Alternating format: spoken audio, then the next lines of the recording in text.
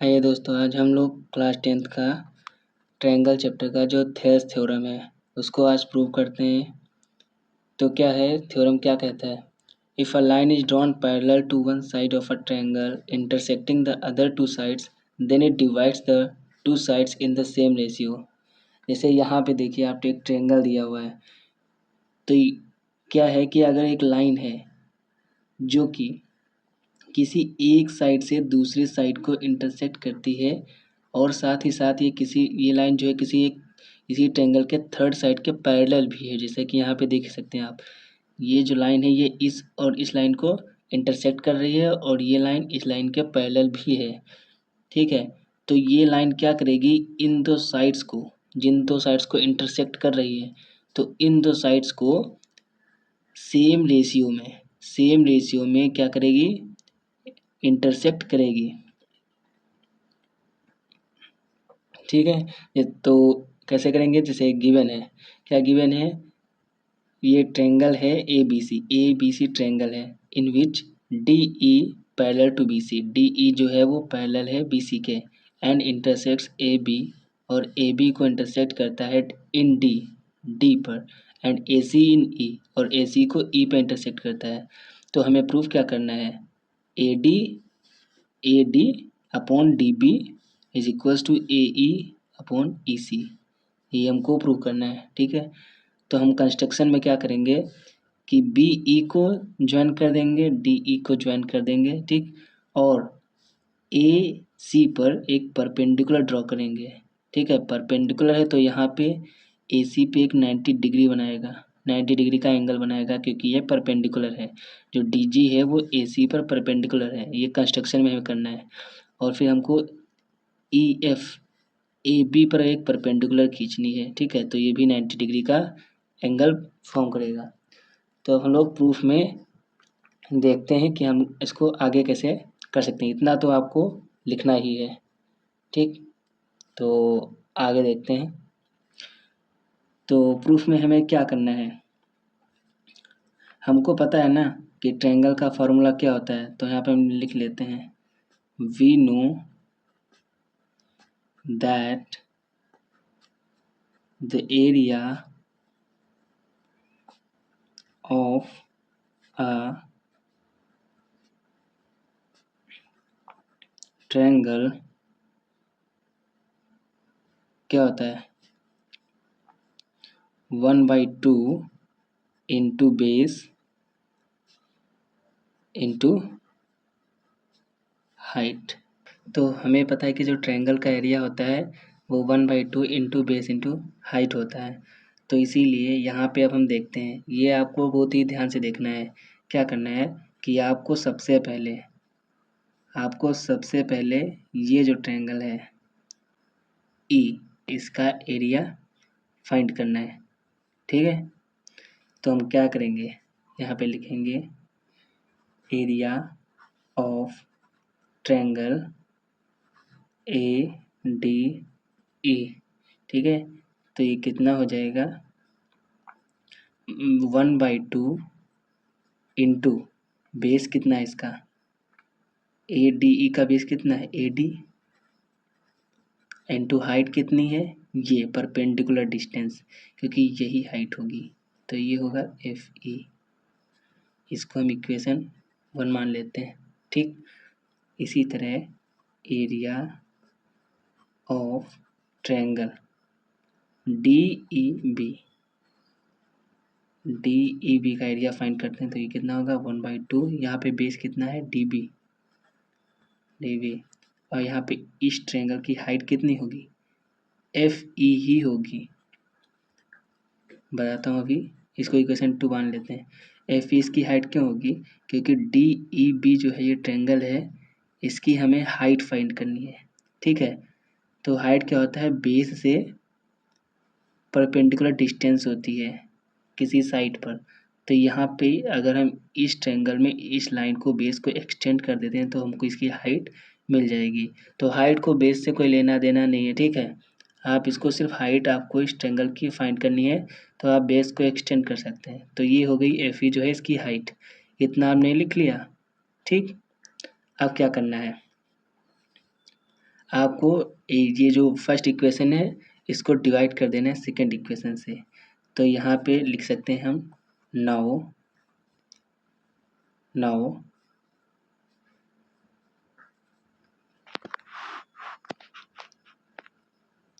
आप लिख सकते हैं now area of triangle A D E upon में area of triangle D E B. आप अगर ऐसा लिखेंगे ठीक है, तो आप इसको भी अपॉन में लिख सकते हैं। तो क्या हो जाएगा 1/2 into A D into F E divided by 1/2 into D B into F E. ऐसा अगर आप लिखेंगे तो 1/2 से कैंसिल हो जाएगा, एफ ई कैंसिल हो जाएगा। तो हमें क्या, हमारे पास क्या बचेगा, ए डी ये वाला अपॉन में डी बी। ये area of triangle A D E upon area of triangle D E B हमारे पास आया है। इसको हम लोग इक्वेशन थर्ड मान लेते हैं। ठीक है। अब सिमिलरली जैसे area of A D E area of D E B हमने फाइंड किया, फिर इसको डिवाइड कर दिया। उसी तरह हमको फिर से area of A E D यानी वही सेम ए डी ई और area of D E C, ये वाला इस बार नहीं, जैसे हमने पहले डी ई बी फाइंड किया था, अब हमको ई डी सी यानी ये वाला एरिया फाइंड करना है। बाकी ये पहले वाला सेम टू सेम हमको फाइंड करना है, लेकिन अभी देखते हैं कैसे। तो पहले लिख लेते हैं एरिया ऑफ ट्रायंगल, ये देखिए यहाँ पे ए ई डी कितना होगा 1/2 इंटू बेस कितना है ए ई, तो ए ई लिख लेते हैं इंटू हाइट क्या है, इस बेस की हाइट क्या है डी जी। ठीक है, तो डी जी लिख लेते हैं, इसको इक्वेशन 1 मान लेते हैं। इसी तरह area of triangle D E C is equals to 1/2 into base कितना है ई सी इंटू हाइट कितनी है, इस ट्रायंगल की भी हाइट ये परपेंडिकुलर वाली होगी डी जी, जैसे हमने पहले किया था। इसको इक्वेशन 2 मान लेते हैं। अब क्या करना है, यहाँ पे लिख लेना है नाउ अब area of triangle A E D upon area of triangle D E C यानी area of triangle A E D upon area of triangle D E C. ठीक है, जैसे हमने पहले किया था। यहाँ पे आप एक वर्ड लिख सकते हैं सिमिलरली, जैसे आपने पहले किया था ना सेम उसी तरह आपको करना है इसमें, इसलिए ये सिमिलरली हो गया। तो इसको 1/2 ए ई डी का जो एरिया है 1/2 into A E into D G upon D E C का जो है वो 1/2 into E C into D G कर लेना है। तो ये कैंसिल हो जाएगा, ये कैंसिल हो जाएगा, हमारे पास क्या बचेगा ए ई अपॉन ई सी, हमारे पास ए ई अपॉन ई सी बचेगा। इसको हम लोग इक्वेशन 4 मान लेते हैं। तो आप लोग आगे देखते हैं, तो हमें लिखना है फ्रॉम इक्वेशन 3 एंड 4, जो हमारे पास थर्ड एंड फोर्थ इक्वेशन थी। ठीक है, कौन सी थी देख लेते हैं। ये देखिए, ये हमारे पास थर्ड इक्वेशन थी जो इन दोनों को डिवाइड करने पे आई थी, यानी जो इस ट्रायंगल का एरिया था और इस ट्रायंगल का एरिया था, इसको डिवाइड करने पे हमको ये मिला था। और फिर सेकंड में इसी ट्रायंगल का एरिया, और लेकिन इस बार इस ट्रायंगल का एरिया डिवाइड करने पर हमें ये इक्वेशन मिला था। ठीक, क्योंकि पहले आप इसके पहले ये चीज़ आप लिख लीजिए।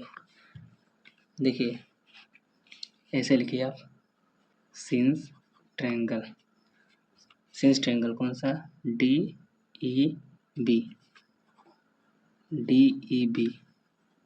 And triangle D E C are between two parallels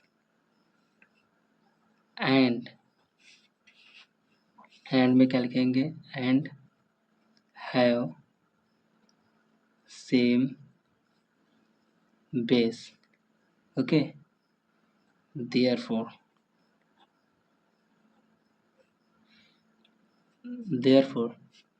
area को हम यार से लिख देते हैं, एरिया ऑफ ट्रायंगल DEB ये किसके इक्वल हो जाएगा, एरिया ऑफ ट्रायंगल, ये जो एरिया ऑफ ट्रायंगल DEB है, ये DEB का एरिया DEC के बराबर हो जाएगा। ठीक है, तो हम यहाँ पे लिख देते हैं DEC के बराबर इसका एरिया हो जाएगा। यहाँ पे आप देख सकते हैं, तो area of DEB is equal to area of DEC। ये आपको हमें ये ज़रूर कर लेना है, ये स्टेटमेंट हमें ज़रूर लिखना है, उसके बाद इसको इसके इक्वल कर लेना है। ये प्रूफ करने पर हमें पता चलता है कि एरिया इसका जो है इतना इसके बराबर होता है। ठीक है, इसको हम प्रूफ नहीं करेंगे, बस डायरेक्ट लिख देंगे जैसा कि हमारी बुक्स में दिया हुआ है। तो देखिए एरिया ऑफ DEB DEC के इक्वल आ गया। तो यहाँ पर देखिए DEB है यहाँ पे, और यहाँ पे DEC है। ऊपर AD है, ADE या AED सेम, ठीक, ऊपर सेम है, नीचे DEB DEC डिफरेंस था, लेकिन यहाँ पे हमने इक्वल दिखा दिया। तो DEB और DEC, यहाँ पे DEC की जगह पे आप DEB कर लीजिए, या DEB की जगह पर DEC कर लीजिए। तो AED by DEC, ADE by DEC ऐसे हो जाएगा। तो क्या होगा, हम AD अपॉन DB को AE अपॉन EC के बराबर दिखा देंगे ना, क्योंकि ये दोनों सेम होंगे, तो ये भी तो आपस में सेम हो जाएंगे ना, फ्रॉम इक्वेशन 3 एंड 4। तो यहाँ पे क्या होगा, DB अपॉन, ये था AD अपॉन DB, ये किसके इक्वल हो जाएगा, ये AE अपॉन EC के, हो गया ना।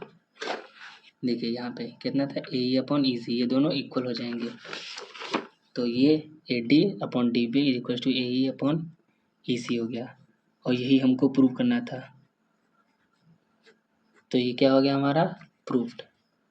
ठीक है, ये थ्योरम हमारा प्रूव्ड हो गया। हमें ये शो करना था ना कि अगर एक लाइन है जो कि किसी ट्रायंगल के दो साइड्स हैं, इनको इंटरसेक्ट कर रही है, और ये किसी थर्ड साइड के पैरेलल भी है, तो वो जो दो साइड्स जो इंटरसेक्ट हो रही हैं, ठीक है, वो उनका जो रेशियो होगा आपस में, उनकी साइड्स का जो रेशियो होगा वो इक्वल होगा। तो AD by DB is equals to AE upon EC, ये प्रूव्ड हो गया। तो चलिए मिलते हैं नेक्स्ट वीडियो में।